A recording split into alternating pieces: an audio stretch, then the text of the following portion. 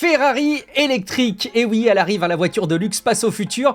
On a le Steam Deck OLED, la console qui prend plus de valeur qu'une action en bourse, bien plus que beaucoup d'actions en bourse. The Witcher 3, le jeu qui refuse d'être catégorisé dans le rétro gaming. Donc ça, ce sera pour la rubrique jeux vidéo. Restez jusqu'à la fin. Mais avant, on va parler de Claude qui a encore une nouvelle version et on peut en plus régler son niveau d'effort. On a des licenciements dans le monde de la tech, des postes sacrifiés pour financer l'IA. On va parler de chatbot et manipulation quand les interfaces tendent à être un peu trop persuasives. Vous allez voir qu'on va reparler de ces fameuses dark patterns, mais revues au goût du jour en 2026. Les agents IA en entreprise avec le stagiaire autonome qui a trop de droits ou au contraire qui est trop restreint. Et puis une petite section espace, la conquête spatiale qui risque d'être très compliquée du côté d'Artemis, de Blue Origin notamment. Bienvenue dans Tech Café, 2 fois par semaine on passe en revue l'actu tech et IA pour comprendre ce qui compte vraiment. Nous sommes le 2 juin 2026 et c'est l'épisode du mardi, l'épisode 499. Si vous découvrez Tech Café, sachez qu'il y a au moins 2 épisodes par semaine. Abonnez-vous sur YouTube ou au podcast pour en profiter. Je suis Guillaume Vendée, podcasteur technophile enthousiaste et je ne suis pas seul, il est à la tech ce que les guides sont au musée, c'est Guillaume Poggiaspala. Salut Guillaume, comment vas-tu ? Bah c'est ça, c'est le mec qui parle tout le temps et que personne n'écoute. Non, alors c'est pas vrai, tu vois, c'est pas vrai. Les gens l'écoutent et je trouve même ça chouette qu'on puisse souligner ce rôle parce que j'ai entendu des témoignages récemment qui montrent que c'est l'archétype du métier qui pourrait se faire remplacer par des IA, tu vois, ou par des outils automatisés, des trucs numériques. Je crois qu'au Louvre d'ailleurs, il y a des... Mais en fait, pourquoi tu prends un guide ? Ben parce qu'un humain te fait vivre le truc, tu vois. C'est comme un prof de yoga. Ça va être... Moi, je pense que ça va être dur à remplacer. Sur le papier, ça paraît facile à remplacer, mais je pense que c'est pas si facile que ça. Donc non, on t'écoute Guillaume et on fait même appel à toi pour tout comprendre, c'est ce qu'il faut retenir. Et si vous êtes abonné sur Patreon, vous êtes peut-être en train de profiter de cet épisode avant tout le monde. Merci beaucoup, merci en particulier aux personnes qui foulent le tapis rouge de cet épisode. Denis Coquel, Fred Rod et Tyron qui ont accepté de soutenir Tech Café ou qui ont renouvelé leur abonnement. Merci à nos mécènes, wimo.com, wymmo.com, le portail d'annonce diffusion, le portail de diffusion et non pas d'annonce diffusion, ça veut rien dire, de diffusion d'annonces immobilières gratuites et rapides, et Duke Analytics, votre département Data IA. Merci également à Clean Walker, l'association qui organise des événements de nettoyage collaboratif proches de chez vous. Je vous invite évidemment, comme toujours, à vous abonner aussi à la newsletter. C'est l'inscription gratuite sur patreon.com/techcafé. Vous pouvez vous inscrire en un clic avec le bouton Apple Connect ou Google Connect. Franchement, si vous n'avez pas au moins un compte Apple ou un compte Google, qu'est-ce que vous faites ? Voyons, c'est hyper facile. Et puis si vraiment vous n'en avez pas, vous pouvez aussi vous inscrire avec votre adresse email, mais on va vous demander en plus un nom, un prénom, un pseudo avec lequel vous désignez et puis un mot de passe. Donc voilà, ça vous fera une tâche en plus. Donc elle est gratuite cette newsletter. Je vous rajouterai d'ailleurs dans l'édition que je vous enverrai ce week-end des infos que m'a partagé mon ami Matt, alias prof du web du Canada. Il y a un projet de loi C22 au Canada. Il n'y a rien de nouveau, enfin rien de nouveau en tout cas sur ces dispositifs légaux, mais pour le Canada, c'est évidemment... Alors il y a plein d'aspects dans cette loi, mais une des composantes les plus problématiques, c'est le fait d'imposer à des fournisseurs de services des capacités techniques pour aider les autorités à accéder aux informations qu'elles sont déjà largement autorisées à obtenir. En clair, ça se traduit par, pour des entreprises comme Apple, Signal, les obliger à donner des clés de déchiffrement qu'elles ne donneront évidemment jamais. D'ailleurs, Signal a déjà exprimé le fait qu'il quitterait le Canada si la loi passait. Et puis, donc, vous verrez, dans l'article, on parle aussi du fait que, oui, Apple, évidemment, il joue de lobbying pour dire que, on pourra pas, ils pourront peut-être même plus jamais témoigner sur ce sujet-là à l'avenir parce qu'il y a des éléments dans ce paquet légal qui les empêchent de communiquer publiquement. Allez, merci en tout cas infiniment à vous qui suivez le podcast régulièrement. Merci aussi à vous qui êtes vigilants parce qu'il y a 3 types d'auditeurs. Il y a les auditeurs qui s'endorment et on est ravis que vous endormiez en écoutant Tech Café, ça fait plaisir. On a les auditeurs qui sont...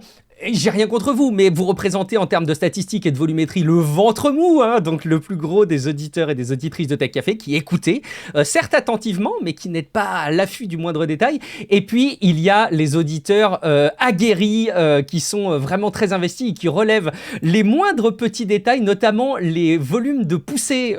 Et tu citais les volumes de poussée de Starship V3 dans le dernier épisode, Guillaume. Et on nous a corrigé, tu dis dans l'épisode 8 millions de tonnes. Et c'est 8000 tonnes. Voilà, bon, franchement, il n'y a que C'est les déjà personnes pas qui sont mal. attentives. Et c'est déjà Non, mais c'est énorme, vrai. effectivement. C'est déjà Et énorme. je me suis Mais c'est gaufré dans la chouette. conversion, puisque dans l'article que j'avais lu, il était écrit 18 millions de pounds de livres, quoi.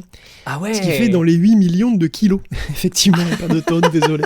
C'est vrai que c'est déjà pas mal, 8000 tonnes. Ça ferait Mais beaucoup j'ai fait plus. exprès Hein. pour voir qui suit, bien entendu. Voilà. C'est Et toujours donc c'est ça, c'est ce qu'on peut dire. Un bon point. C'est qui? C'est Wildcat, c'est ça, hein, qui a remonté la petite coquille. Non. Je Ouais, me trompe de Aldenmac. Aldenmac, pardon, Ouais. je confonds, excuse-moi. Oui, puis il y a et un puis autre retour aussi, ouais, voilà. qui... Sur les Mac Mini. Oui, bah, il y a un retour d'Imaging Monster cette semaine sur ce que j'avais dit à propos des Mac Mini, que je comprenais pas l'engouement autour du Mac Mini avec OpenClaw, comme ça, étant donné qu'il tourne sur... Enfin, lui ou une alternative, hein, sur à peu près n'importe quoi. Certains tournent même très bien sur Raspberry Pi, mais bien sûr, je parlais que de l'agent, hein, de l'orchestrateur, quoi. Et j'ai entendu par-ci, par-là, qu'il pouvait y avoir un peu de confusion parfois autour de ça, encore aujourd'hui même. Hein, au début, beaucoup, mais bon, encore un peu aujourd'hui. Je parle pas d'Imaging Monster en particulier, là, hein, sur le chat, d'ailleurs, TK et Pod ont clarifié le truc et tout ça, il n'y a pas de souci, mais on va quand même en reparler au cas où, juste pour préciser, quoi, au cas où, ce qu'on appelle un agent comme OpenClaw, ou Hermès, ou même OpenCode, ou Pi, hein, c'est le même principe, hein, c'est un logiciel. Tout ce qu'il y a de plus normal, hein, il peut être en JavaScript, en Python, en Rust, en ce que vous voulez, mais c'est un logiciel qui tourne sur n'importe quoi qui a un processeur. Le truc, c'est qu'il utilise une IA. Ils encadrent une IA. D'ailleurs, ils orchestrent les tâches d'une IA, ils organisent ce que l'IA va faire, et d'ailleurs, on les appelle en anglais souvent des harness, comme des harnais quoi, pour l'IA, qu'on met sur l'IA. Donc exécuter OpenClaw, ça veut pas dire exécuter l'IA qui va avec, et en général, c'est pas le cas. OpenClaw est très utilisé avec Claude, par exemple, hein, mais aussi avec des modèles chinois bon marché, quoi. Un agent qui utilise V4 Flash, DeepSeek V4 Flash, par exemple, sera beaucoup plus sympa avec votre portefeuille. Et donc, pour ce cas de figure, il est inutile d'utiliser forcément un Mac Mini ou n'importe quoi qui soit vraiment puissant, de toute façon, puisqu'il y a beaucoup d'options beaucoup moins chères qui s'offrent à vous. Mais vous pouvez aussi utiliser votre agent avec votre propre IA, si vous en avez une. C'est-à-dire si vous avez le matos pour héberger une IA qui est assez puissante chez vous. Aujourd'hui, n'importe qui peut avoir une petite IA chez lui. Vraiment, c'est très très très accessible. Après, pour avoir un agent minimum fiable, il faut quand même une IA un peu costaud. Actuellement, c'est vrai que Coin 3.6 35B ou 27B, ou les derniers Gemma, là, les plus gros Gemma, 26B ou 31B, sont des choix accessibles qui peuvent convenir, mais qui nécessitent quand même une certaine puissance, quoi.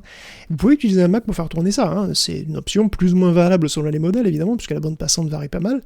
Par exemple, un M4 mini, je crois que ça a 120 Go par seconde de bande passante, ce qui n'est pas énorme. Un Strix-Alloy, le double, par exemple.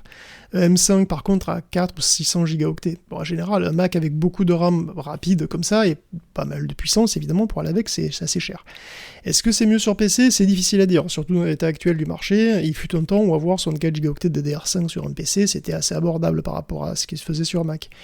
Ou avec certains Ryzen, tu pouvais même t'en sortir. Aujourd'hui, c'est plus compliqué. Hein. Faire tourner des IA locales, surtout sans vendre nos terronions, c'est technique. Ça peut être un peu technique. Pour moi, puisqu'Imaging Monster m'a plus ou moins demandé un tuyau directement pour faire tourner un modèle assez bon à pas trop cher. Alors déjà, pas trop cher, c'est-à-dire qu'on achète tout d'occasion, déjà, hein, vous oubliez le neuf, évidemment, et on parie sur plutôt des mélanges d'experts, surtout si vous êtes sur Mac, hein, en général, quand même, c'est mieux les mélanges d'experts, ça, en tout cas, ça sera beaucoup plus rapide, hein, donc ça veut dire c'est Gemma 4 26B ou Qwen 35B, mais même avec un CPU pas trop pourri et 32 Go de DDR4, ça peut passer. Mais il faut être patient quand même. Hein. Pour aller plus vite, on peut utiliser une GPU pour l'attention. En fait, tu mets toutes les couches d'attention et le maximum d'experts sur le GPU, et puis après, tu largues ce qui reste sur le CPU, quoi. Et les experts qui restent. Et bon, avec une 4060 Ti, un Ryzen 8845HS, hein, c'est ce que j'ai 24 tokens par seconde avec un Gemma 4 compressé en 8 bits, donc de très bonne qualité, ce qui est une vitesse correcte, mais la digestion de prompt reste encore assez lente, donc ça reste, voilà, il faut quand même... Il y a encore des petites concessions à faire.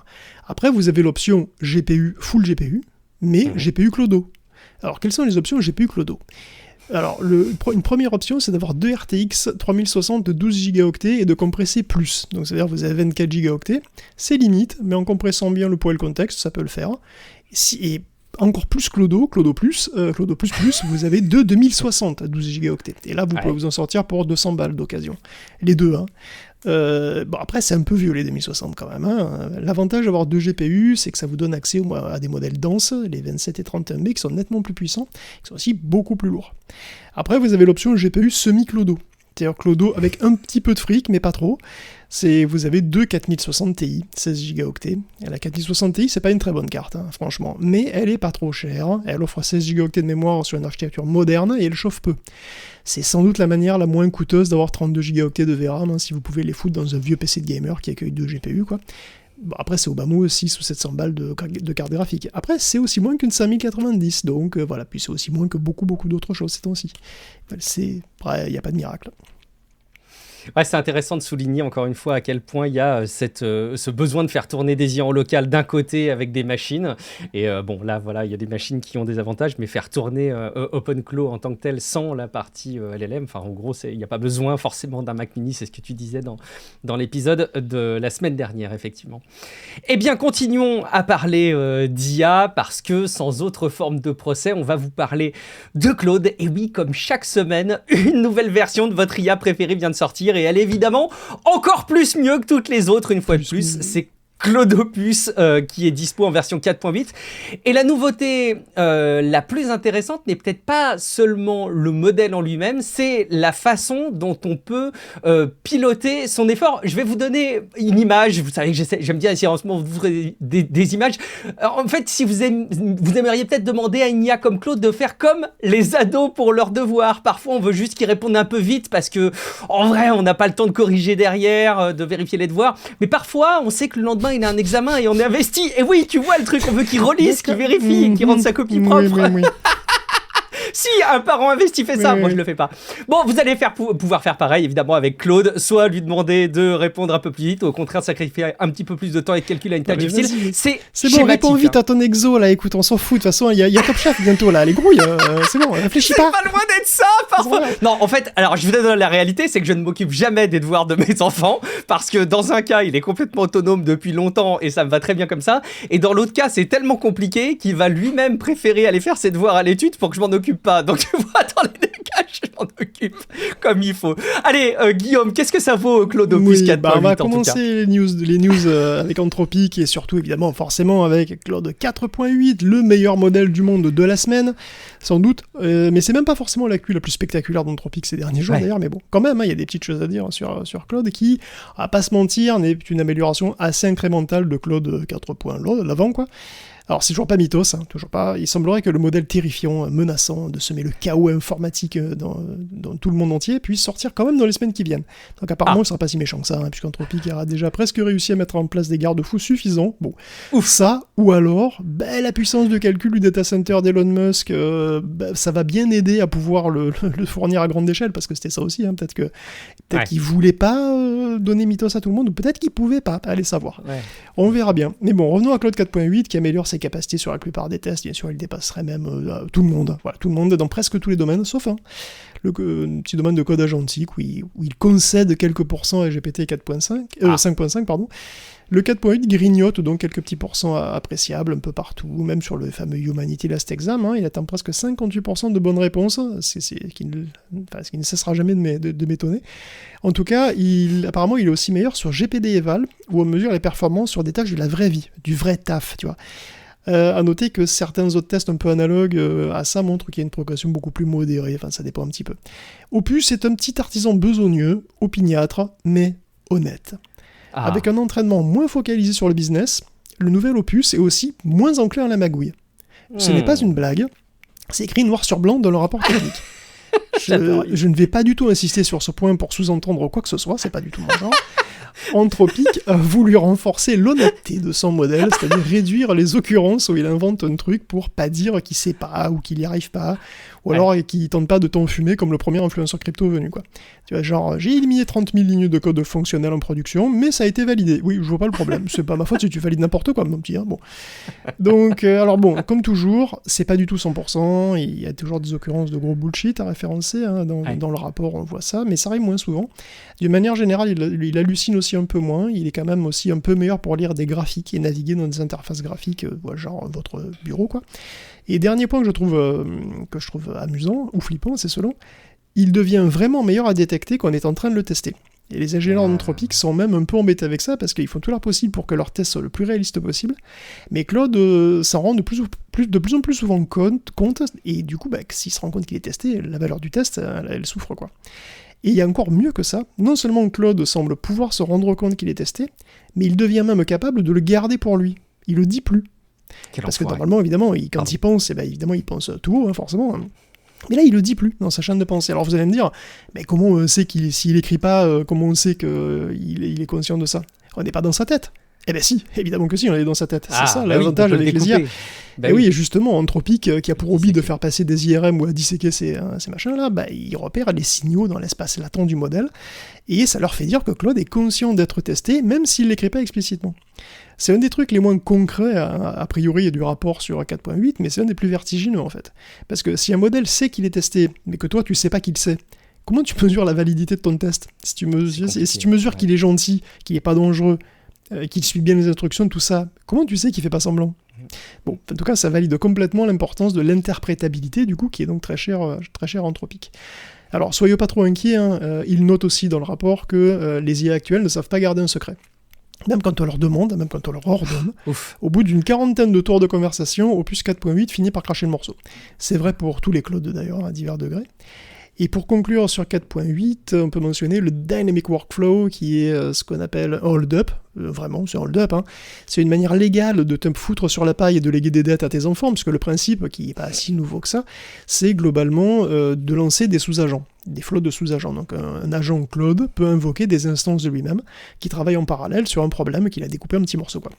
C'est pas nouveau du tout, mais là c'est à une échelle énorme, il peut y avoir des centaines d'agents, vu que les agents eux-mêmes peuvent aussi invoquer des sous-agents. Ils peuvent de manière autonome implémenter, vérifier et itérer sur des tâches indépendantes, et après ils font leur rapport à l'instance de départ, le Claude de départ, le Claude 0, et donc tu peux faire ça, tu peux le laisser sur des grosses bases de code, ils peuvent faire une équipe en fait, et travailler par équipe. Des équipes de centaines. Un truc qui veut exploser le nombre de tokens consommés comme rarement, quoi. Et pourtant, la rumeur court, c'est une rumeur qui vient du site Axios à la base, qu'une mystérieuse Anthropic aurait cramé pour 500 millions de dollars de tokens chez Claude en un mois. Et ça, c'était avant Dynamic Workflow. Économiquement, ça va être compliqué cette histoire, je pense, mais bon. Heureusement qu'il y a les data centers d'Elon Musk qui sont à la rescousse et qui vont pouvoir être sollicités encore plus, effectivement.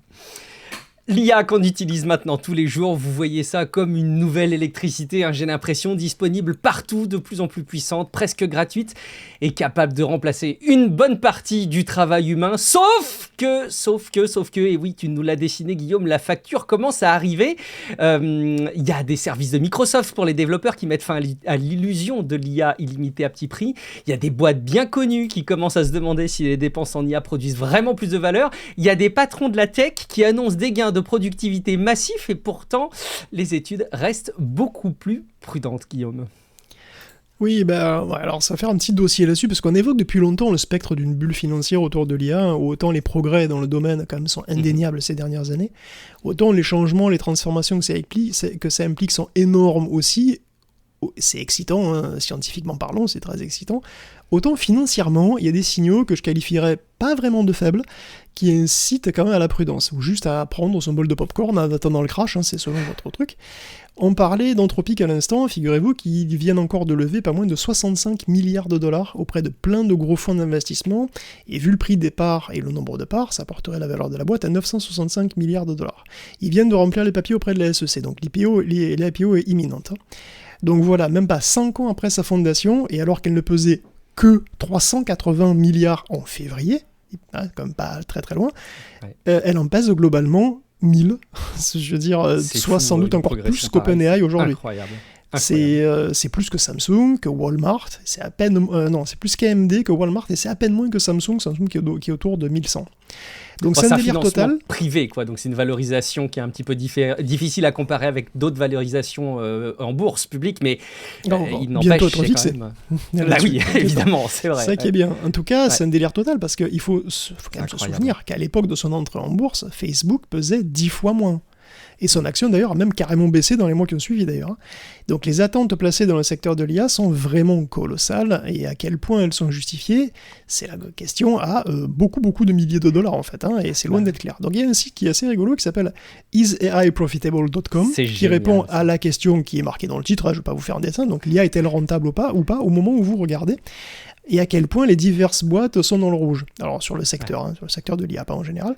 Donc là, en ce moment, il y a 1400 milliards qui auraient été dépensés par les principaux acteurs de l'IA, il y a 613 milliards de revenus. Mais attention, qui concentre ces revenus ? 1400 milliers de milliards. 1400 milliards. 1400 milliards, ouais. Ok. Et ça va être compliqué. T'inquiète pas, on va passer au prochain que je dis ça.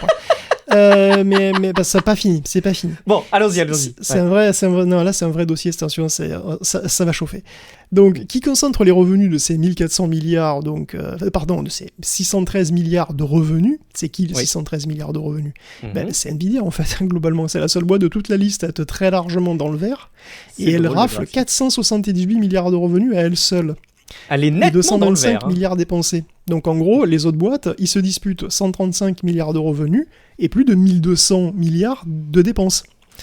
Et parmi les clients de ces grosses boîtes aussi, le doute commence à pointer. Et tu l'évoquais, le président d'Uber, dans une interview, confie que pour le moment, malgré des dépenses en hausse de R&D, c'est très difficile de faire un lien direct entre les tokens consommés chez Anthropic, principalement, et les fonctionnalités qui rapportent concrètement plus de clients et de fric à l'entreprise, quoi.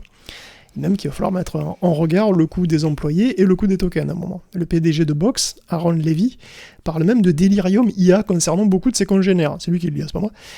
Pour lui, les PDG d'ailleurs sont exactement dans la bonne position pour se précipiter dans de grands projets foireux et prématurés, parce qu'ils sont trop loin du terrain, trop loin des détails techniques, qui font en fait l'essentiel du boulot, quoi.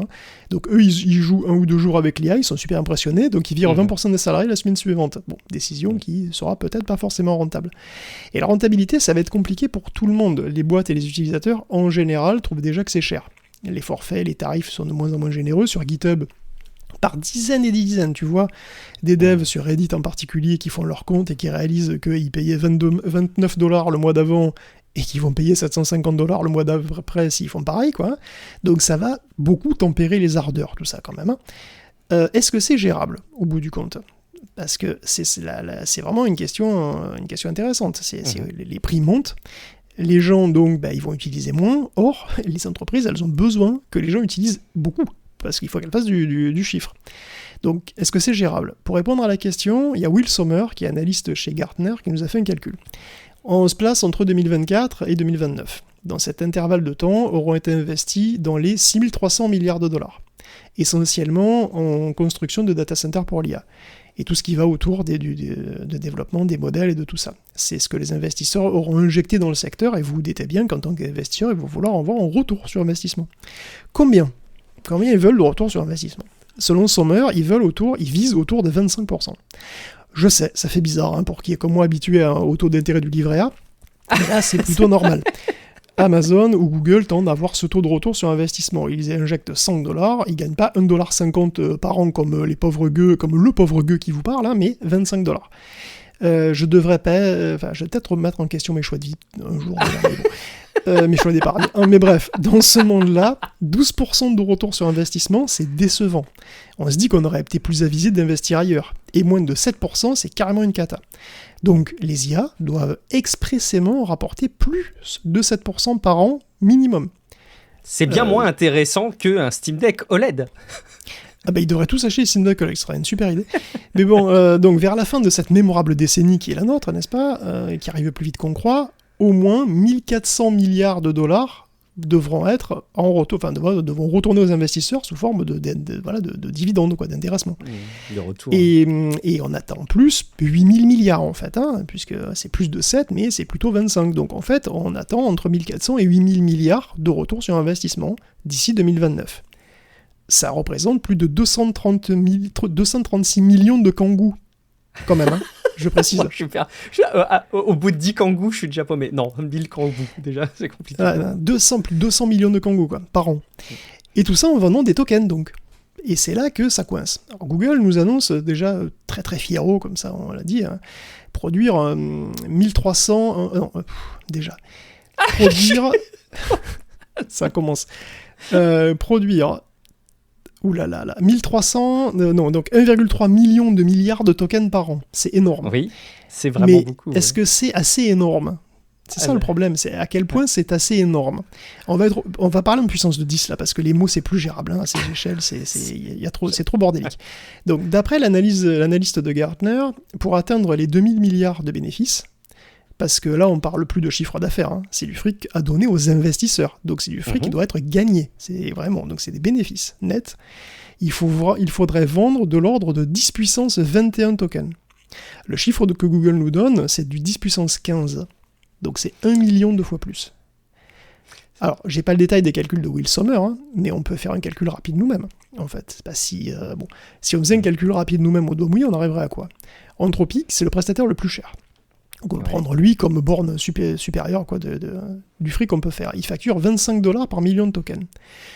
$25 par million de tokens. Hein. Donc pour gagner 25 milliards de dollars, il lui suffirait de fournir 10 puissance 6 plus 9, soit 10 puissance 15 tokens. Mais attention, ça c'est du chiffre d'affaires, pas du bénéfice. Quelle marge fait Anthropic? Pour le moment, tout le monde est sur de la marge négative. Hein, personne ne gagne de fric. Mais bon, le graphique l'atteste, ouais. De toute façon, les coûts de fonctionnement et les modèles de plus en plus gros, l'entraînement, tout ça, ça coûte énormément de pognon. Puis les impôts aussi. Hein, bon. Donc ça veut dire que leur marge nette, elle va être très, enfin, elle va pas être énorme. Soyons sympas, on leur accorde 10% de marge. C'est très sympa. Hein. Ça fait quand même 10 puissance 16 tokens pour faire 25 milliards. Donc 10 puissance 18 tokens pour faire 2500 milliards. Donc pour avoir une rentabilité de merde, du point de vue des investisseurs, il faudrait qu'ils vendent 10 puissance 18 tokens par an. Si on veut une bonne rentabilité, c'est 3 fois ça. Et si on prend une marge nette plus réaliste, on peut encore facilement multiplier par 10, donc on est sur 10 puissance 19.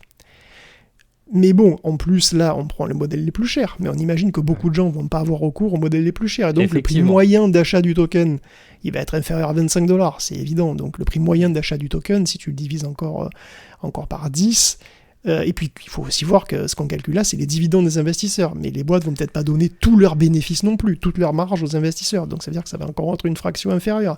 Donc on est déjà là, rien qu'avec ce truc de oui, on est déjà sur 10 puissance 20.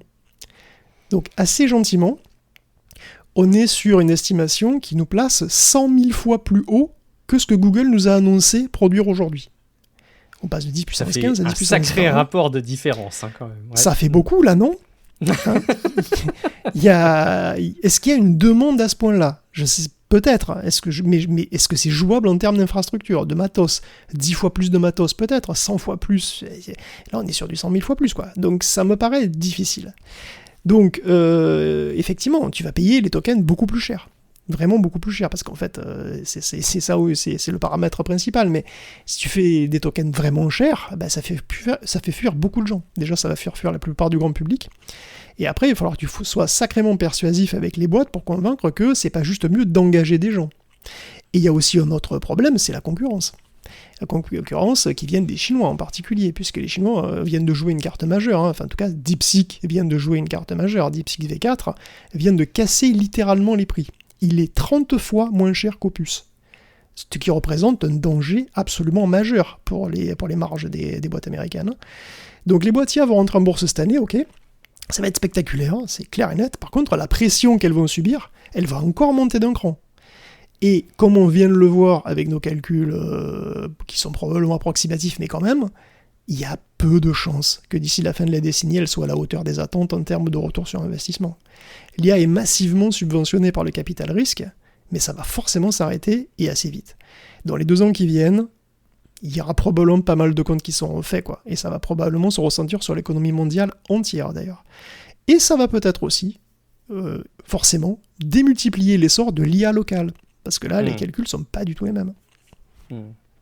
Ouais, effectivement, il faut composer aussi avec ces possibilités qui augmentent, et on l'observe rapidement dans Tech Café, à quel point ça augmente vite, la progression de l'IA locale, et sans doute que là, si on fait des projections, il y aura beaucoup de choses qui pourront être satisfaites, en tout cas beaucoup de demandes qui sont faites aujourd'hui qui pourraient être satisfaites par ça, et ça va évidemment pas faire les affaires de ces boîtes. Ce qui est assez curieux, c'est que c'est vrai qu'on parlait d'éclatement de bulles qui étaient de plus en plus proches. Je me rappelle en fin d'année dernière, en fin 2025, et moi je m'attendais à une temporalité de l'ordre de quelques mois, mais tout se passe comme s'il y avait zéro probabilité pour qu'il y ait le moindre éclatement. Donc il y a une espèce de course en avant quand même à laquelle on assiste.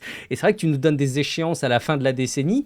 Finalement, ça paraît à la fois loin et très proche, quoi. Course en avant, c'est rien de le dire. Hein. Je veux dire, Google va lever des fonds. Le Google qu'on connaît, hein, il est en train de faire appel à des investisseurs. Il va faire une émission d'actions, je crois, pour lever 60 milliards. Google est en train de s'endetter. Moi, je sais pas ce qu'il nous faut. Hein. C'est vrai que c'est quand même assez flippant. Écoute, après, il faut voir parce que peut-être que quand on observe ce qui va se passer, c'est aussi des économies au niveau des emplois, Guillaume. Peut-être que finalement, on pourrait s'imaginer que ça va avoir un impact dont on n'imagine pas la dimension au niveau de les charges RH. Votre fiche de paye va peut-être être remplacée par des factures de data center. Allez savoir. On vous avait promis, en tout cas, que l'IA allait vous faire gagner du temps et pour l'instant, elle fait surtout disparaître des postes dans la tech, des licenciements qui se comptent déjà par dizaines de milliers à mai 2026. Le plus troublant, c'est qu'en plus, beaucoup d'entreprises coupent, non pas parce qu'elles vont mal, mais parce qu'elles coupent justement pour financer cette IA, pour là aussi entretenir ce mouvement que tu viens de décrire, Guillaume. Oui, ou parce qu'ils vont mal aussi, ça, parce qu'il y a juste, c'est juste une petite news rapide pour mentionner que la dernière boîte tech en date à licencier massivement, c'est Wix. Et elle cite aussi l'IA comme prétexte. Elle va virer 20% de ses salariés à peu près, soit un bon millier de personnes. Et pour le coup, Wix, c'est pas en très bonne santé financière. Hein. C'est 541 millions de chiffre d'affaires, mais c'est moins qu'espéré. Et surtout, ils ont une marge négative de presque moins de 13%, qui est en baisse par rapport à l'an dernier. Et donc, alors, pas sûr que passer au tout IA soit une très très bonne idée, évidemment, pour sauver les marges. On ne sait pas pour l'instant, mais bon. Wix, c'est la dernière boîte d'une très très longue série. Et ça devient tragique. Hein. On est en juin, on est le 2 juin. Le semestre est même pas encore fini. Donc rien qu'en 5 mois, les boîtes tech ont déjà cette année viré plus de 150 000 personnes. Tout le monde vire. Amazon, Cisco, Meta, Salesforce, Autodesk, même Ericsson. La plupart, malgré leurs bénéfices, effectivement, parfois très confortables, le chiffre pourrait monter à 370 000 fin 2026. Depuis 2020, il y aurait eu 1,45 million de personnes touchées par des licenciements dans la tech et le jeu vidéo. Bon, certes, il y a eu une bulle Covid, mais quand même. Ces temps-ci, presque tout le monde mentionne l'IA, souvent, selon certains experts, pour se trouver une excuse, alors que de toute façon, ils ont été licenciés, de toute façon. Oui. Et donc, si c'est bien à cause de l'IA, on verra bien si c'est le bon choix. Hein. Ça se trouve très vite, pas mal de gens seront réembauchés. On ne sait pas. On leur souhaite en tout cas, mais c'est vrai que c'est pratique de dire que on licencie pour l'IA entre guillemets, parce que quelque part c'est effectivement peut-être parce que tu vas très très mal et que l'IA représente soit une excuse, soit peut-être une opportunité de sauver ta situation. On verra si ça leur est profitable et si ça se concrétise. Derrière notre utilisation de ChatGPT, Gemini ou Claude, il y a quoi ? Il y a, on vous le dit, des usines, des puces, des milliards de dépenses et des pays qui sont devenus aussi encore plus stratégiques qu'avant. Nvidia mise toujours plus sur Taïwan. Grok, donc à chaque fois je fais la précision, Grok avec un Q, pas l'IA d'Elon Musk, donc la boîte qui avait été rachetée sans être rachetée par Nvidia, cherche des centaines de millions pour faire tourner l'IA à grande échelle. En gros, l'avenir de l'IA se joue aussi très très loin de nos smartphones, Guillaume. Oui, pendant ce temps, ça continue même parfois de manière assez improbable, les investissements à tout va, tout ça, puisque Grok, qui pas été du tout racheté par Nvidia, bien sûr, pour 20 milliards de dollars, lève encore des fonds comme la première start-up venue. C'est pas moins de 650 millions en plus. Je comprends pas tout.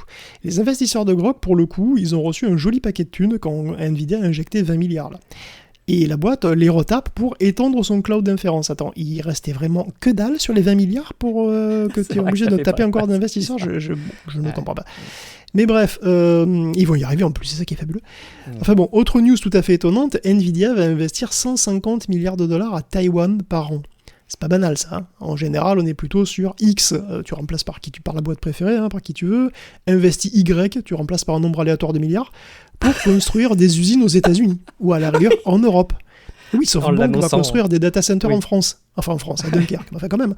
Mais à Taïwan, sans déconner, qui héberge déjà 90% de la population mondiale de semi-conducteurs, je veux dire de la production mondiale de semi-conducteurs, qui croule sous le fric et qui sera sans doute envahi par la Chine avant ma retraite. Je veux dire, c'est quand même pas évident, quoi.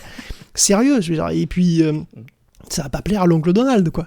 Pourquoi prendre ce risque ? Pour celui de faire chier papy et de se prendre une nouvelle salve de tarifs dans la tronche. Celui d'accroître un petit peu plus encore la dépendance du monde entier à Taïwan. Alors, ok, Jensen Huang, il est taïwanais. Il est né à Taipei, le 17 février 1963. C'était un dimanche. Oui, j'ai vérifié. Mais bon, il en est parti à 5 ans pour aller en Thaïlande, et puis il émigre aux États-Unis en 1973, dans le Kentucky. Okay. Bien joué. Si ça se trouve, sa famille aurait été refoulée aujourd'hui, comme quoi les temps changent. Mais bref, pourquoi pourquoi Taïwan, quoi? Parce que Taïwan, justement, Jensen veut y faire un nouveau quartier général de Nvidia, au plus près du cœur du réacteur, comme on dit. Il veut être sur place pour être en prise directe avec TSMC, mais aussi Micron, par exemple, qui a une très grosse présence à Taïwan, puis il y a UMC aussi, qui est en forte croissance, et puis il y a le marché chinois. Alors avec les différents embargos et les réactions de Pékin d'interdire donc les puces américaines, Nvidia a perdu un marché énorme dont il avait le monopole, et apparemment il l'a encore à travers de la gorge, Jensen. Est-ce que par hasard, aménager un QG Nvidia à la frontière de la Chine, voire en Chine, selon certains points de vue, ça aurait un rapport avec ça? Officiellement, on voit pas trop ce que ça change. Tant que Trump est là, il y a peu de chances que les choses bougent. Mais disons, d'ici 2 à 3 ans, on sait jamais. L'archipel reste, je cite, l'épicentre de la révolution de l'IA, ce qui veut aussi dire que peut-être, en creux, ça dit que les US, ça l'est peut-être moins que ce qu'on imagine. Bon, en tout cas, finalement, le grand projet de faire un hub technologique et intelligence artificielle mondiale du semi-conducteur aux États-Unis, on n'y est pas encore complètement, j'ai l'impression, à tel point que Nvidia court le risque de se mettre au Trump à dos, ce qui est vraiment étonnant. Ouais, c'est curieux, effectivement. On aura peut-être des éléments de compréhension à l'avenir, mais pour l'instant, c'est vrai que je ne les ai pas. Est-ce que vous avez essayé de résilier un service en ligne dernièrement? Ça fait un moment que ça dure, mais vous avez essayé, vous vous rendez compte que les liens sont planqués derrière plusieurs autres liens, derrière plusieurs clics, en tout petit évidemment.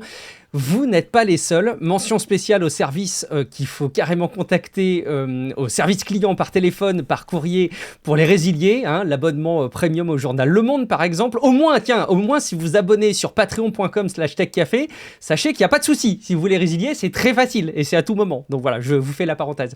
Donc voilà, en tout cas, ces mécaniques portent un nom, les dark patterns. On dit souvent ça en anglais. En français, on pourrait parler de design trompeur ou d'interface manipulatrice.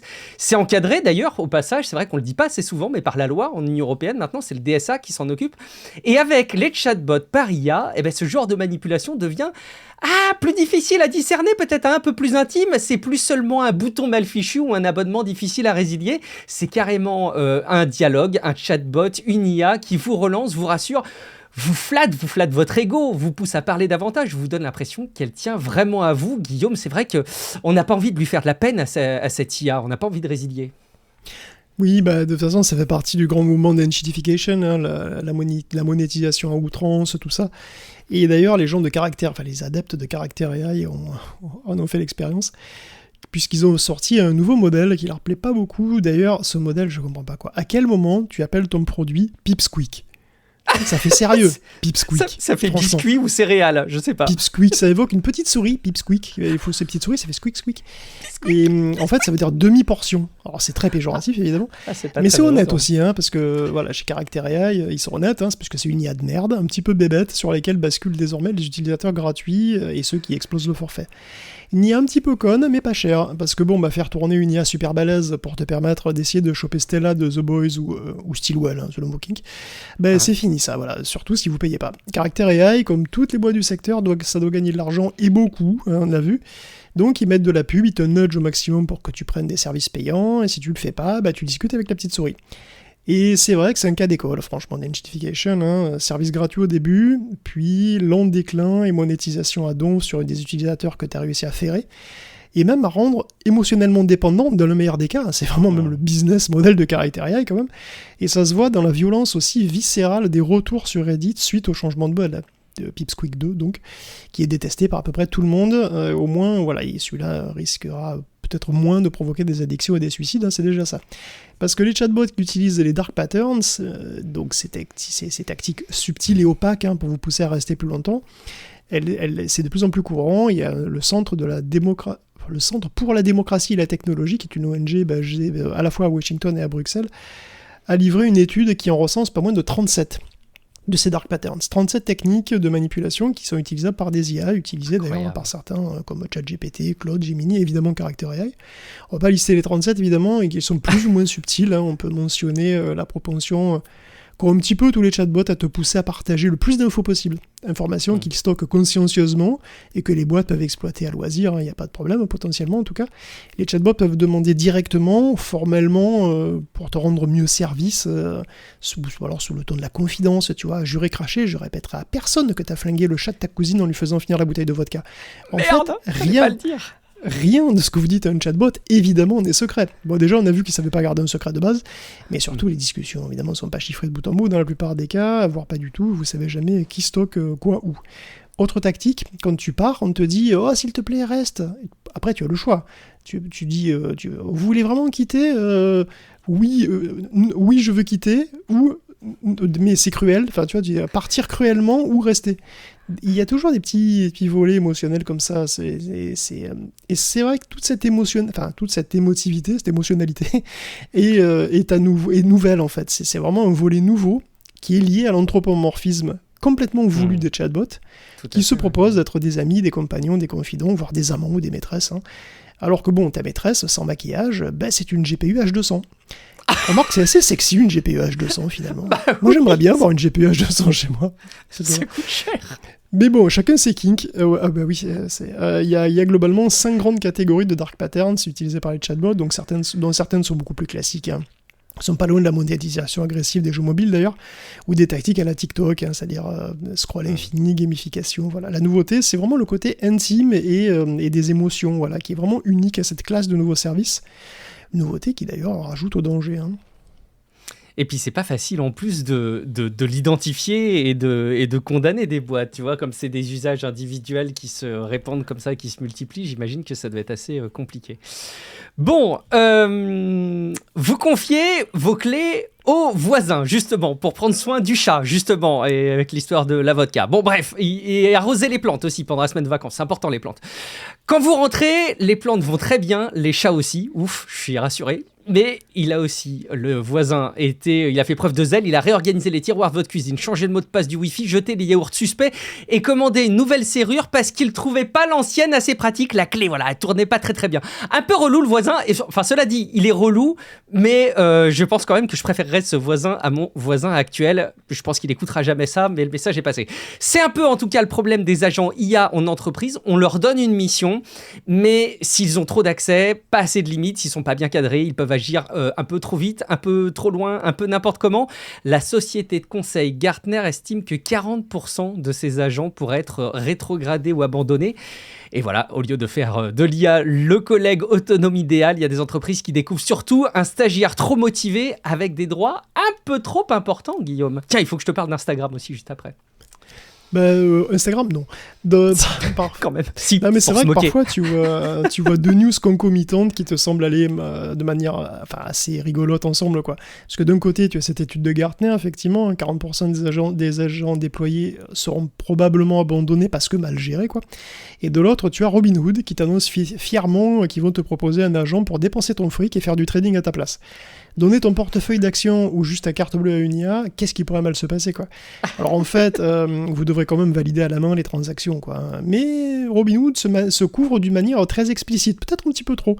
Robinhood ne garantit pas l'exactitude, l'exhaustivité ou l'adéquation des résultats fournis par l'agent et ne saurait être tenu pour responsable des pertes résultant des décisions générées par celui-ci. On ne pourra pas leur dire de ne pas avoir prévu. Voilà, c'est... si vous vous retrouvez avec toutes vos économies en actions GameStop ou en Dogecoin, il ne faudra pas venir pleurer chez Robinhood, quoi. Pour l'étude de Gartner, ce qui est intéressant quand même, c'est que... alors, il prévoit une sorte de cata, mais c'est plus à cause d'une mauvaise gestion des agents que parce qu'ils sont vraiment nuls. C'est ça qui est intéressant. C'est parce que beaucoup d'entreprises, effectivement, soit bloquent tout parce qu'ils ont peur du risque, soit ils autorisent tout, mais du coup, quand elles sont trop restrictives, elles passent à côté d'usages utiles, et parfois, et puis parfois ça pousse aussi les employés à utiliser des outils en cachette, faut pas déconner.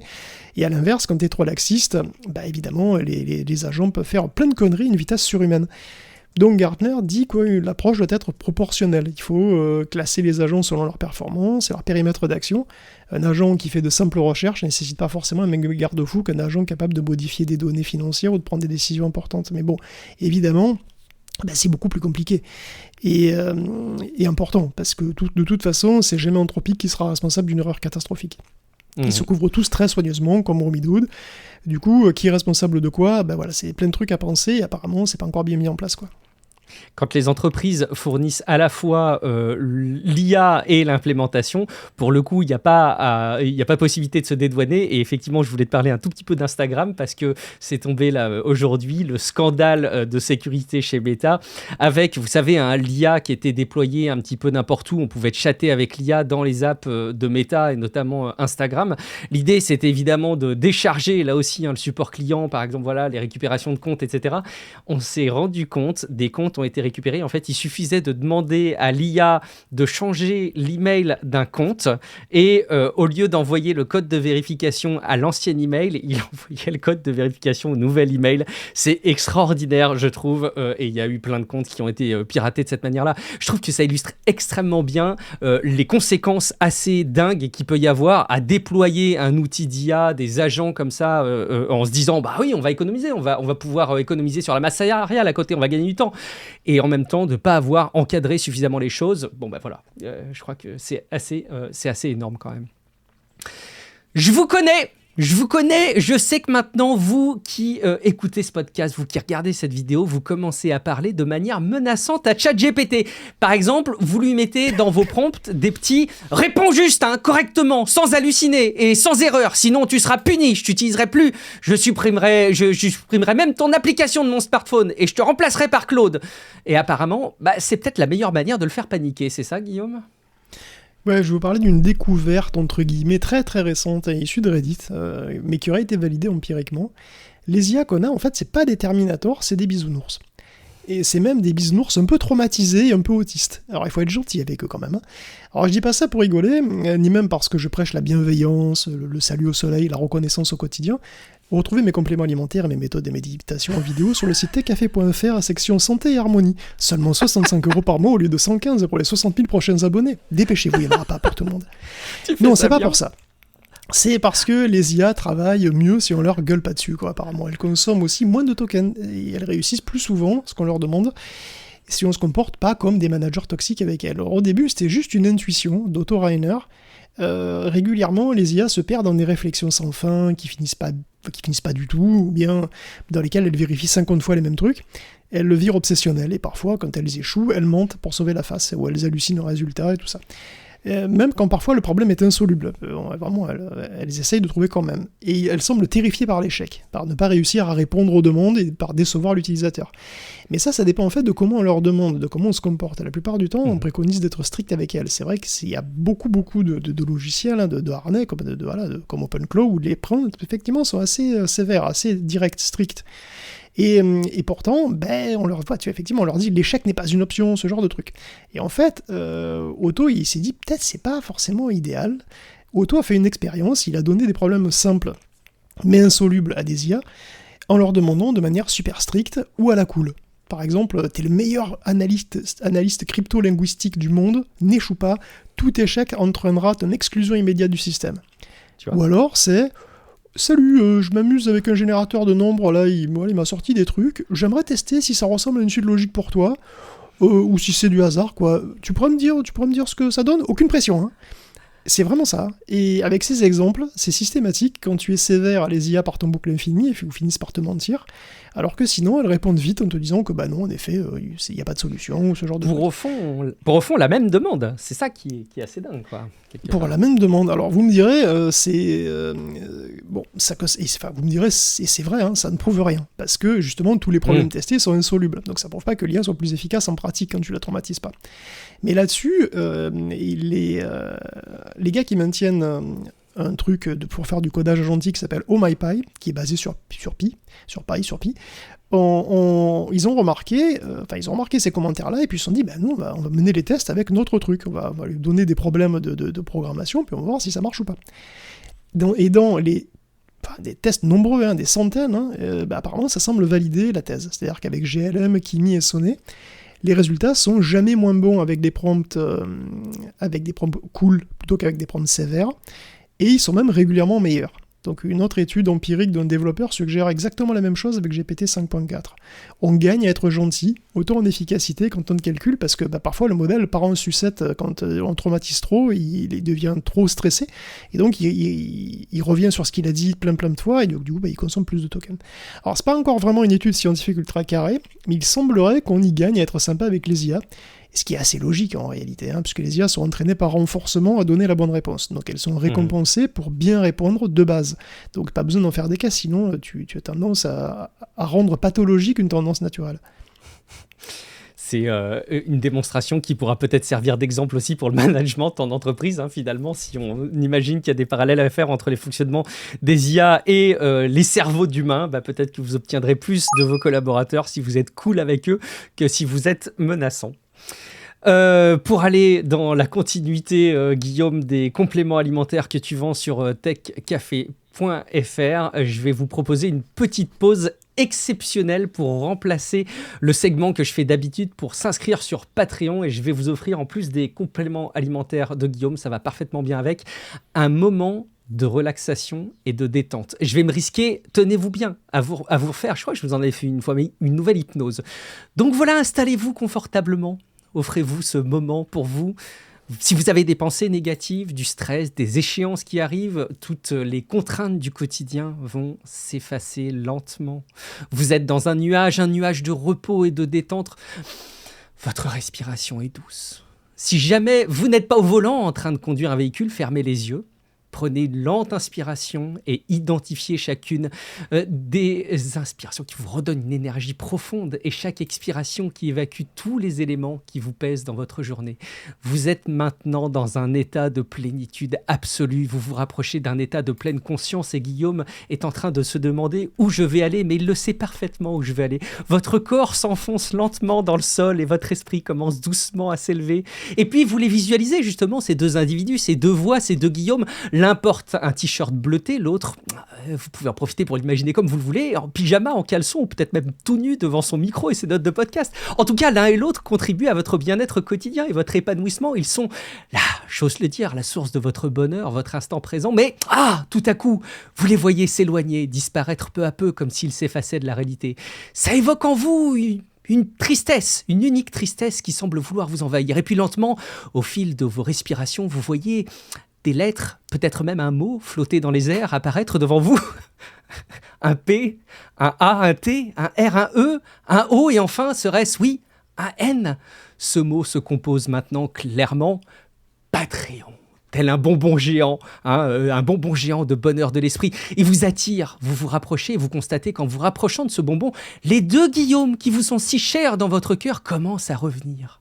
Alors si vous êtes abonné à Patreon, vous identifiez clairement la fierté que représente votre abonnement. Si vous n'êtes pas encore abonné, vous ressentez cette inexorable envie d'aller sur Internet pour vous inscrire à l'adresse patreon.com/techcafé. Le bonheur absolu de recevoir une newsletter, de recevoir des épisodes de Tech Café en avance, tout ça s'associe à une forme de plénitude. Lentement, vous prenez à nouveau conscience des bruits environnants, de là où vous êtes, vous avez l'impression d'avoir fait grandir votre esprit. Il est temps de reprendre la suite de l'épisode avec, une section espace. Les États-Unis veulent construire une base sur la Lune. La NASA commence donc à commander les indispensables qu'on imagine, les rovers, les cargos, les drones de reconnaissance. C'est un peu comme préparer un déménagement très compliqué, sauf que la maison, elle est très loin, elle est à plusieurs centaines de milliers de kilomètres. Et là, en plus, mauvaise nouvelle, le camion censé livrer une partie du matériel vient potentiellement d'exploser dans le garage. Pas de bol, c'est le problème.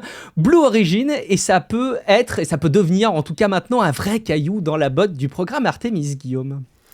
La NASA nous a fait quand même un joli poster avec une jolie vidéo sur ses projets d'exploration et de colonisation de la Lune avec Moonbase et tout ça. Et soudain, boum, zut, Blue Origin, c'est un putain de gros boom, sa mère, d'ailleurs. Je veux dire, l'explosion a vraiment été énorme. Il y a eu un champignon et tout, on aurait dit une petite bombe atomique. Apparemment, il n'y aurait pas eu d'explosion aussi puissante dans le spatial depuis la fusée russe N1 qui a pété en 69. Elle a pété sur son pas de tir aussi à l'époque, c'était pendant la course à la Lune. C'était quelques semaines avant qu'Apollo 11 ne parte d'ailleurs. La détonation et non pas a projeté Napoléon des débris. Tout à fait, Napoléon Bonaparte. Et effectivement, la détonation de N1 a projeté des débris à 40 km, et elle a été aussi puissante qu'une petite bombe nucléaire. Donc ça a ralenti le projet lunaire des Russes à l'époque, de 2 ans. En 71 et 72, il y a eu 2 autres échecs qui ont définitivement tout enterré, quoi. Enfin bon, ici en Floride, là-bas en Floride, la fusée New Glenn n'était pas censée décoller pour le coup, cette fois, c'était un test statique, donc on allume les moteurs un petit peu pendant quelques secondes, quoi, juste pour voir comment ça se passe. Et ben là, ça s'est mal passé, et la fusée a rasé tout ce qu'il y a autour, tout sur son passage. Ça a été extrêmement fâcheux. Parce que l'explosion a atomisé le pas de tir, LC-36A de Blue Origin, et c'était le seul à pouvoir lancer la grosse fusée New Glenn. Il y a un autre site, le 36B, qui est en cours de construction, mais il n'y a pas d'autres...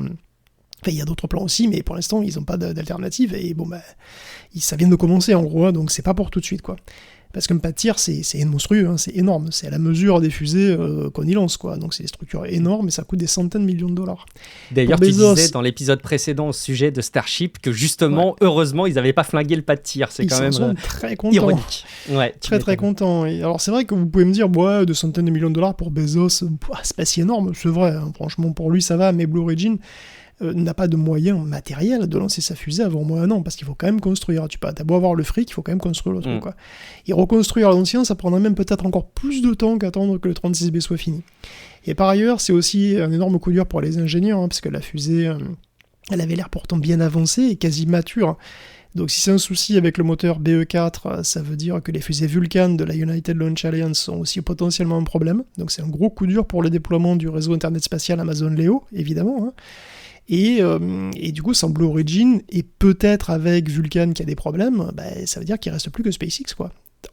Tout le programme spatial américain, et plus ou moins mondial, repose sur SpaceX, en fait. Et le Starship, en particulier, n'est pas encore non plus parfaitement au point. Et ça nous amène à la course à la Lune, tout ça, dont le planning est fortement compromis. On le voit sur les magnifiques images promotionnelles de la NASA.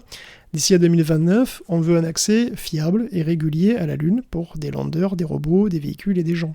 Tout ça, ça demande des grosses fusées fiables. La première mission Moonbase 1, la première mission devait utiliser l'atterrisseur lunaire Blue Moon Mark 1, capable de déposer une charge de 3 tonnes sur la surface de la Lune. Bon, c'est la version train de marchandises du train de voyageurs qui doit déposer les astronautes Artemis sur la Lune après, quoi. Blue Origin a reçu 280 millions pour qu'il largue 2 rovers en bas, là-bas, quoi, sur la Lune en 2028. La NASA a aussi filé 219 millions à Astrolab et la même chose à Lunar Outpost pour créer des véhicules capables d'avoir quand même presque 100 km d'autonomie, hein. On est vraiment sur des trucs assez costauds. Et donc on est sur pas loin d'un demi-milliard pour des missions qui sont clouées au sol, quoi, pour l'instant, hein. Tout ça, c'est lourd et assez gros, hein, et donc il n'y a que New Glenn ou Starship qui peuvent s'en charger. Donc le projet Moonbase, ça se complique. Quant à Artemis, c'est pas vraiment mieux, hein, puisque la prochaine mission, c'est le rendez-vous en orbite entre le vaisseau Orion et les landers de Bezos et de Musk, les deux, dès l'an prochain, normalement. Or, Blue Origin, il est temporairement hors jeu, donc il va falloir choisir. Soit tu attends pour jouer la sécurité et avoir donc une solution de secours, hein, avoir les deux options, soit tu mises tout sur SpaceX. Et ça, c'est si Starship est prêt, bien entendu. Quant à Artemis 4, l'année d'après, pareil, le lander de Blue Origin risque de pas être prêt, hein, ils auront sans doute pas le temps de le tester suffisamment, ou de le tester tout court. Donc là encore, tout repose sur SpaceX et son Starship qui donc a une très très grosse pression.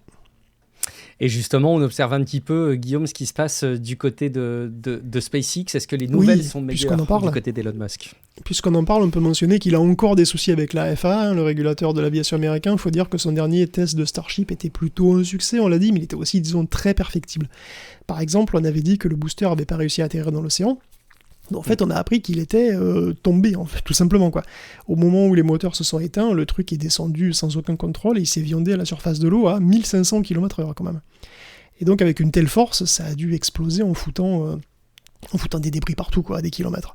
Heureusement, il n'y a pas eu de dégâts ni de victimes. Le problème, c'est que par sécurité, et en l'absence de communication vraiment claire, les aéroports alentours ont dû retarder des vols ou en détourner, ou voilà, pour éviter tout problème. Ça a été un beau bordel que la FAA n'a pas des masses apprécié, et donc elle a demandé une enquête détaillée. De toute façon, évidemment, SpaceX va vouloir savoir ce qui se passe de manière très très très précise, hein, comprendre pourquoi les réacteurs de son booster se sont éteints. C'est dans leur intérêt. Oui. Donc, mais du coup, il ne va pas y avoir de nouveaux lancements Starship avant un petit moment quand même. Là aussi, hein.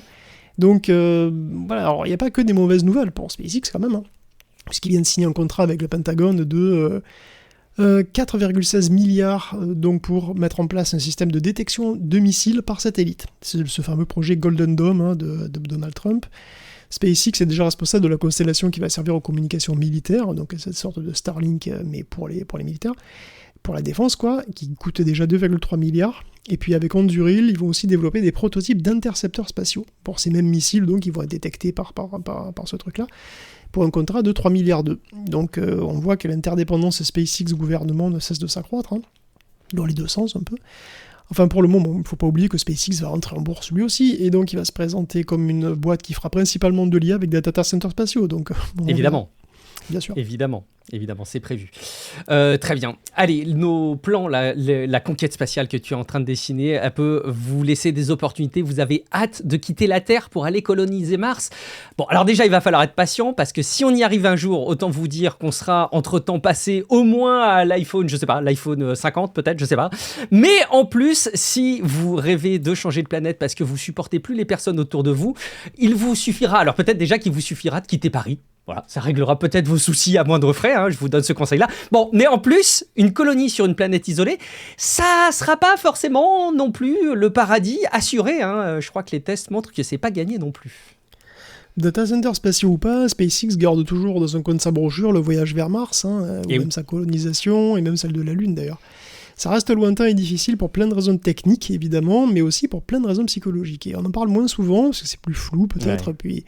Mais bon, c'est vrai qu'on se doute que voyager des mois dans un gros bidon en tôle, en totale isolation, dans le vide, froid, noir et mortel de l'espace, ça peut avoir des effets sur ton humeur, j'imagine. Ouais. Alors, on se dit aussi que c'est pour ça qu'on envoie plusieurs personnes, parce que comme ça, ils sont jamais seuls, quoi. Ça doit aider, non ? Non ? Bon, l'ASF sur le thème a un sérieux doute sur le volet social dans l'espace, mais c'est dur de faire le test en vraie grandeur, parce que même l'ISS, sur l'ISS, il y a beaucoup de turnover, quoi. Heureusement, il y a des endroits qui sont quand même extrêmement pourris sur Terre, et où on envoie des malheureux pour les punir, pour faire de la science. Plus que Dunkerque, tu veux dire ? Plus que Paris aussi, comme à la station Concordia. La station Concordia en Antarctique, pendant l'hiver, c'est pas la joie, quoi. Fait nuit, il y a de la glace partout, genre partout, quoi. Il y a du vent, de la neige, et question de température, ton congélo, c'est Cancun à côté. Et ça, pendant 10 mois. Youpi. J'ai le plaisir de vous annoncer donc que les 12 membres de l'équipe du Concordia ne se sont pas entre-dévorés, ni même entre-tués, ce que je considère déjà comme un éclatant succès. Par contre, psychologiquement, les membres du groupe ont été interrogés à 4 dates différentes et ils portaient des objets, des capteurs de proximité, des objets connectés, des petits capteurs sur eux. Et les résultats montrent une augmentation progressive du sentiment de solitude et des conflits, tandis que la cohésion et la performance individuelle ont décliné. Étonnamment, les interactions de proximité entre les membres, étaient liées à une hausse des conflits et des pensées paranoïaques et à une baisse des performances. Donc un contact plus fréquent signifie pas nécessairement un meilleur soutien social et une meilleure expérience, quoi. Et on note aussi un phénomène qui est bien connu des expatriés, c'est la tendance à se regrouper par pays, ou au moins par affinité nationale, quoi. D'où un autre risque de fragmentation du groupe et même de polarisation de l'équipage. Sachant que Concordia est quand même bien plus spacieuse qu'un vaisseau spatial martien présumé, bah oui, c'est vrai que ça va être un sacré confinement qui file pas envie, quoi. For All Mankind, je me répète, mais regardez cette série qui vous donne des aperçus de tout ça. On continue avec les voitures. Vous rêvez depuis toujours d'une Ferrari, mais vous jurez que sur les véhicules électriques, vous êtes moderne maintenant, c'est chouette. Vous allez baver sur la Ferrari Luce. Je ne sais pas si je le prononce bien, là, je sais pas. Bon, en tout cas, ça n'a rien à voir avec mon strabisme légendaire. Luce, je sais pas. Elle est incroyablement sexy, puissante, elle donne clairement envie. Est-ce que c'était ce véhicule que tu attendais pour t'équiper d'une voiture, Guillaume ? Alors personnellement, je n'ai pas de Ferrari. Je ne sais pas, toi. Parce non, que moi, c'est parce que je préfère Lamborghini en général. Ah oui, d'accord. Oui, tout est affaire de goût. Donc du coup, quand j'ai vu que la marque Au Cheval Cabré, comme on dit, sortait un nouveau modèle, je n'y ai pas prêté beaucoup d'attention. Pourtant, elle a un côté tech évident, puisque déjà, c'est vrai que c'est la première voiture électrique de la marque. Et en plus, elle a été designée par Love From, la boîte de Johnny Ive, ex-employé d'Apple, devenu rockstar, avec des designs d'un petit peu tous les e-machins de la marque. Et de la marque aux fruits croqués, donc. Oui, je fais comme des vrais journalistes, j'aime les périphrases. Mais bon, honnêtement, je m'en foutais royalement, donc, de la Luce jusqu'à ce que je la voie se faire littéralement déféquer dessus sur les réseaux sociaux, la pauvre. Donc, sentant l'alléchante odeur du scandale, je me suis intéressé au sujet. Pourquoi la Luce, donc lumière en italien, est-elle autant détestée, alors qu'objectivement, ça a l'air d'être une super voiture ? En même temps, tu me diras, pour 550 000 €, c'est un petit peu le minimum d'avoir une bonne presta, une presta premium. Même le pape est venu poser devant la voiture et ça n'a pas aidé bizarrement. Le souci vient du fait que la Luce a une tête de voiture électrique normale. On dirait une liste, tu vois, un truc entre une Nissan Leaf, une Prius, une Polestar, quoi. Son design a été comparé à celui de plein de voitures qui coûtent 10 fois moins cher. Facile, hein. Et donc, peut-être que le pire pour une Ferrari, c'est peut-être d'avoir un look normal, je pense. Je veux dire, tu peux pas avoir un look normal quand tu es une Ferrari. C'est interdit. Donc, au-delà du look, pourtant, la Luce est un monstre de 972 chevaux maximum, 725 kW, 0 à 100 km/h en 2 secondes 5, 0 à 200 km/h en 6 secondes 8, vitesse maximale de 310 km/h, donc il y a 4 moteurs, un par roue, même avec seulement son train arrière. Et en se limitant à 320 kW, elle atteint 260 km/h. Bon, tout est contrôlé électroniquement, couple, adhérence, tout est monitoré en permanence, et il y a plein de modes de conduite différents. Pour la glace, ça va du conduite sur glace jusqu'au circuit, évidemment, il y a absolument tout. Et surtout, l'intérieur est un modèle du genre. Il est magnifique, luxueux, fonctionnel, il y a plein de boutons. J'adore les boutons, mais je suis pas le seul. Le tout tactile, c'est nul, c'est Johnny qui le dit. Comme quoi, dans une voiture... C'est quand même extraordinaire. C'est vrai. Mais alors, il dit ça pour les voitures. Il dit pour les voitures, tout tactile, ça le fait pas. Donc, il y a plein d'écrans multifonctions, c'est aussi plein de boutons, mais tout est très très lisible. La voiture te guide dans sa propre utilisation. C'est vraiment, il y a des petites touches vraiment super luxe, très très très, très sympa. Il y a un petit écran e-ink couleur qui passe en couleur en noir et blanc selon ce que tu fais. Enfin, l'intérieur est une réussite totale. Et l'extérieur, c'est l'extérieur. Mais peut-être justement, il s'adresse à une... l'extérieur, normalement, tu le vois pas quand t'es dedans, quoi. C'est ça l'avantage. Oui. Peut-être aussi qu'il s'adresse juste à une autre clientèle, en fait. Parce que Ferrari, c'est presque de l'artisanat. Ils vendaient 13 000 voitures en 2023.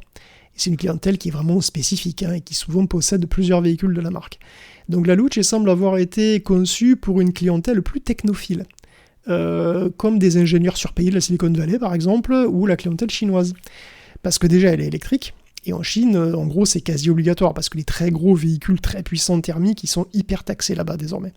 Et puis l'électrique, c'est complètement mainstream en Chine, d'ailleurs, comme tu le disais, comme tu l'évoquais finalement, en Chine, il y a beaucoup de constructeurs qui imitent le style Ferrari, qui imite le style des super grosses voitures, des supercars, quoi. Et donc, finalement, cette Ferrari-là, qui est une vraie Ferrari, se démarque, étonnamment, aux grandes dames de plein de gens, de son propre look, finalement. C'est assez marrant. Alors, les Chinois, pour l'instant, c'est 10% des clients de Ferrari. Peut-être que la Luce est fait pour accroître ce chiffre. Est-ce que ce serait une Ferrari plus mainstream ? Est-ce que ça marchera ? Donc ils disent qu'ils ont déjà de l'intérêt pour la voiture, et c'est sûr que les réactions en ligne, ils s'en foutent si le carnet de commandes est plein. Après, sur le long terme, quand tu construis ta légende sur une certaine forme de provocation, je sais pas. Je sais pas s'il faut qu'on propose aux gens de s'abonner sur Patreon pour qu'on puisse se louer un mois cette Ferrari Luce et qu'on puisse la tester pour vous, tu vois. Je sais pas, faites quelque chose. Moi, je la trouve super sexy en fait. Je la trouve super sympa cette voiture. Elle est dans un budget assez ahurissant effectivement parce que bref. Voilà, elle est très chouette. On va passer plutôt à une rubrique jeux vidéo. Et je suis pas certain qu'on va parler de choses pas chères en plus dans cette rubrique de jeux vidéo. Donc le lien va être tout trouvé. En tout cas, on va vous parler du Steam Deck. Et oui, le Steam Deck qui est cette console PC portable qui est à nouveau dispo dans sa version OLED. Attention, le prix sortie il y a 3 ans pour 569 €, elle est désormais dispo à 779 € en 512 Go. Il y a évidemment un modèle à 1 Tera dont je tairai le prix. L'augmentation est quand même de plus de 30%. Qui aurait pu penser qu'il serait plus intéressant d'acheter un Steam Deck que des actions Sony, par exemple. C'est fou ça, Guillaume. Et oui, c'est vrai. Donc c'est vrai que l'électronique devient un placement, on n'en a pas du tout l'habitude. Mais voilà, mais le problème c'est qu'il y a aussi, on peut le voir aussi comme un petit peu la mort du marché de la console PC portable, quoi, parce que là, ça va être compliqué. Le Steam Deck, il a créé ce marché-là, ce nouveau marché, mais là, attention, quoi, c'est le Steam Deck de base. Le système de base est tout simplement introuvable. Et t'as plus que la version OLED qui est à 800 balles à peu près. 512 Go pour à peu près 800 balles. Je veux dire, Déjà, il y a un truc qui est évident, hein, c'est, je sais pas si vous avez encore envie d'une Steam Machine.